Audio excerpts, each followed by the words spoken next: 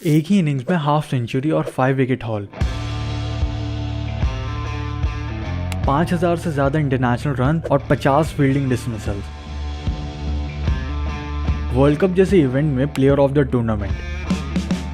ये स्टैट्स अलग अलग प्लेयर के नहीं है, बल्कि उसे एक प्लेयर के स्टैट्स हैं जिसकी परफॉर्मेंस की वजह से इंडिया शायद कभी 2007 और 2011 का वर्ल्ड कप जीत ही नहीं पाती, जिसने अपने देश को जिताने के लिए अपनी जिंदगी दांव पर लगा दी, जिसने लाखों करोड़ों फैंस का दिल कई बार जीता, और एक ऐसा टैलेंटेड खिलाड़ी जो शायद इंडियन टीम को कभी वापस ना मिल पाए।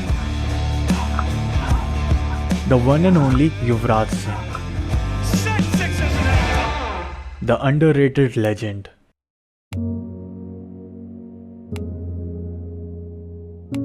इंडिया के लिए अंडर 19 टीम में बेहतरीन परफॉर्मेंस देखकर युवराज सिंह को साल 2000 की आईसीसी नॉकआउट ट्रॉफी यानी चैंपियंस ट्रॉफी में खेलने का मौका मिला। उनका डेब्यू गेम केन्या के अगेंस्ट था, जिसमें उन्होंने बैटिंग नहीं करी, मगर सेकंड मैच में ऑस्ट्रेलिया के अगेंस्ट युवराज सिंह ने बता दिया कि वो आगे चल के काफी इंडियंस का दिल जीतने वाले हैं। ऑस्ट्रेलिया वाला मैच क्वालिफायर मैच था, where Yuvraj Singh scored an amazing inning of 84 runs in just 80 balls, जिसके लिए उन्हें मैन ऑफ द मैच भी मिला था। और उनकी इस परफॉर्मेंस ने ऑस्ट्रेलिया को टूर्नामेंट के बाहर का रास्ता दिखाया था। हालांकि इस टूर्नामेंट में इंडिया फाइनल्स तक गई, लेकिन उन्हें उधर न्यूजीलैंड से हार का सामना करना पड़ा। और उस वक्त के बाद से यूवी ने कई अच्छी इनिंग्स खेली टीम के लिए, चाहे वो 2001 के कोका कोला सीरीज के फाइनल में श्रीलंका के खिलाफ 98 नॉट आउट की इनिंग्स हो, या फिर नेटवेस्ट सीरीज के फाइनल में मोहम्मद कैफ के साथ वो important partnership.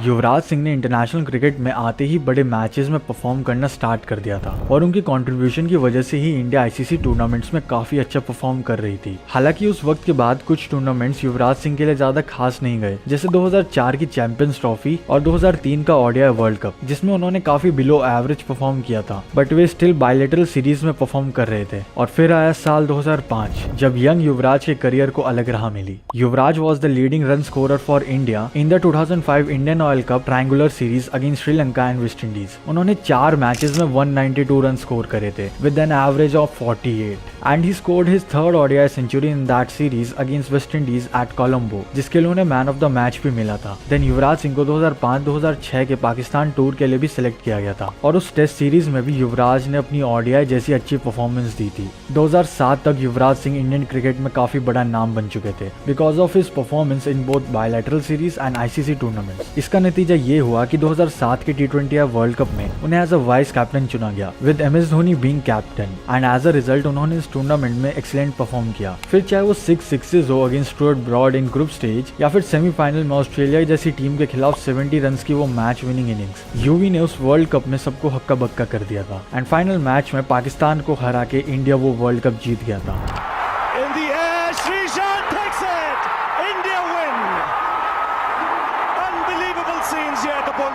Most of the fans उस वर्ल्ड कप का हीरो गौतम गंभीर को बताते हैं for his innings of 75 runs in the final match, और वहीं कुछ लोग MS धोनी को रीजन बताते हैं for this win because of his captaincy. But ये कहना गलत नहीं होगा कि उस वर्ल्ड कप का मैक्सिमम क्रेडिट युवराज सिंह को जाना चाहिए। इवन रिसेंटली गौतम गंभीर ने भी यही सेम चीज कही कि अगर किसी प्लेयर ने 2007-2011 के वर्ल्ड कप में इंडिया के लिए सबसे ज्यादा कॉन्ट्रीब्यूट किया है तो वो है Yuvraj Singh.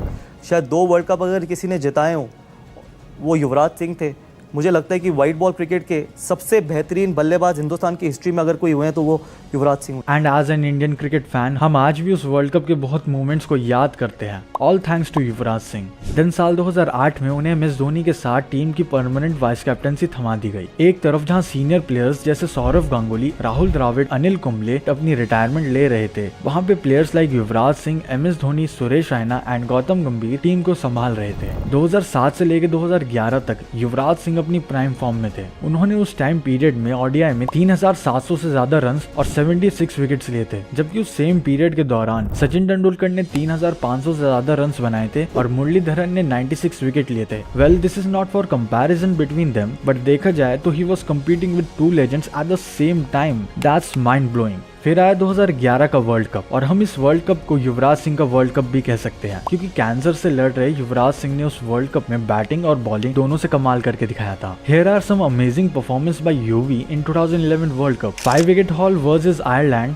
Half century versus Ireland and Netherlands, century against West Indies, important half century in quarterfinals against Australia, and the famous match-winning partnership with MS Dhoni in the final match against Sri Lanka. क्वार्टरफाइनल्स में युवराज ने 50 score करके न केवल Australia जैसी team को tournament के बाहर किया था, बल्कि उन्होंने दुनिया को ये भी बता दिया था कि कैंसर जैसी बीमारी उन्हें टीम इंडिया के लिए वर्ल्ड कप जीतने के लिए नहीं रोक सकती। युवराज सिंह के कंट्रीब्यूशन का अंदाजा आप इसी बात से लगा सकते हो कि उन्होंने उस वर्ल्ड कप में एबी डिविलियर्स से ज्यादा रन स्कोर करे थे और साथ में डेल स्टेन से ज्यादा विकेट भी लिए थे। बाद में जाके वो उस वर्ल्ड कप के प्लेयर ऑफ द टूर्नामेंट भी बने थे, जो कि काफी कम लोग अब तक कर पाए हैं।